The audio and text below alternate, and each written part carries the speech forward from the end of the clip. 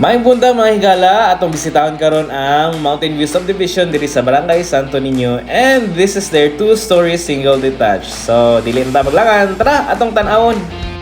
Medyo gupot ni siya kay nag-andam ni sila sa ilang open house nga pagabuhaton ikaw ba.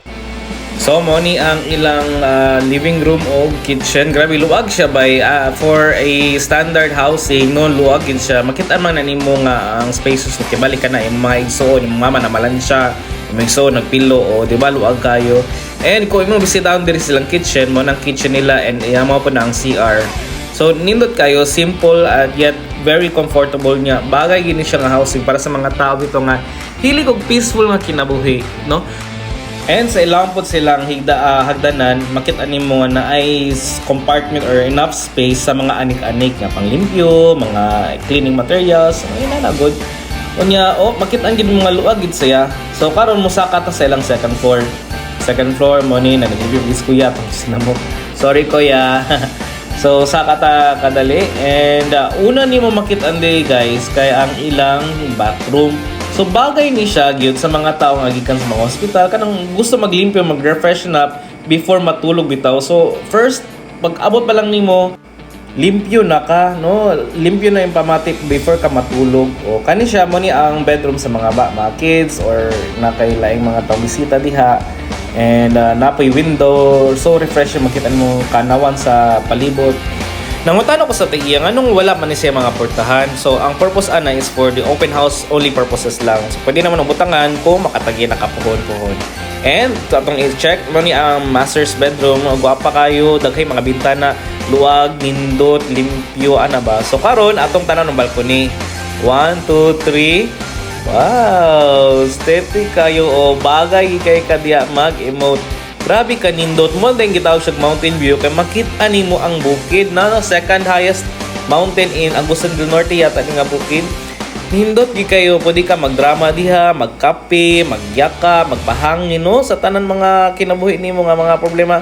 Perfect ini siya nga balay para mag-relax no. Natanaw pag kanindot aesthetic gid siya bay.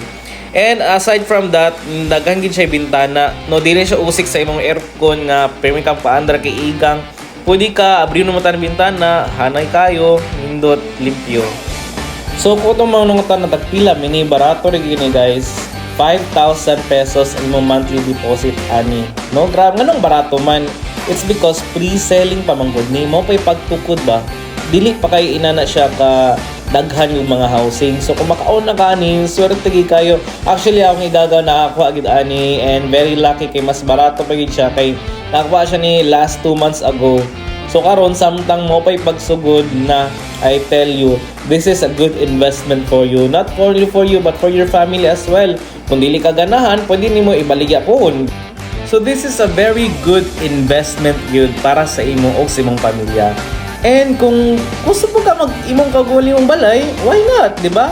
Kuha na samtang barato may karon because I tell you, mumahal gid ang value sa real estate once nga magkadugay. So samtang pre-selling pa, kuha na gid mo guys. And looking down, unaog na ta, likon po nilang hagdanan kay nagunitanan and ilang pader wala gid tipid baga gid kayo. So mura kanig ko no, mura ka tagiya. Welcome. Good morning mga madlang people. Di ba?